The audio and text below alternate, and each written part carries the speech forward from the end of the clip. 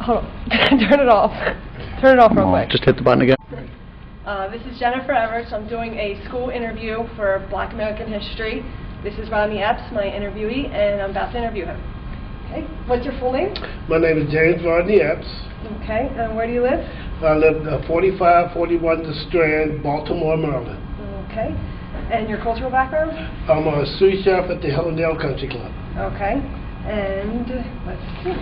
Okay. What major events do you remember and lived through in the Black major? I remember the Martin Luther King riots. Okay. How did these riots make you feel? Made me feel, I was only 14 at the time, so it really didn't concern me that much at the time. But later, thinking about it, I realized it was such an event. But I was only 14 when it happened, so I really didn't care too much then.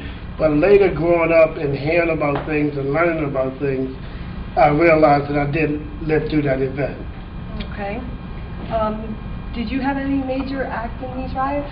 No, I didn't have any major acts, but I lived on a small street called Falls Road, and right where I lived at, the National Guard was there. They were right there, so we couldn't come out the house a certain time at night because they had a curfew. So we couldn't even come out. So at 9 o'clock, you had to be off the streets. So I do remember that. Okay. Let's see. Do you feel that the people were right to act this way?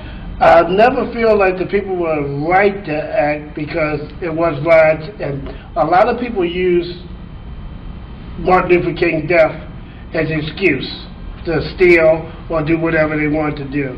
Now, I do feel that back in the 60s, we was depressed and there was a lot of racial issues.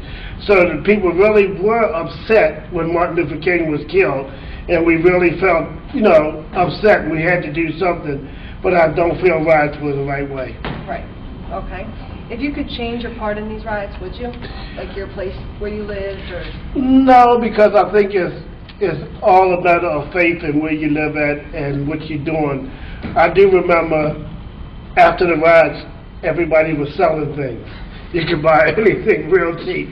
Anything, jewelry, TV, anything real cheap. Everybody was selling. Now, where I lived in a small, quiet neighborhood where nothing happened.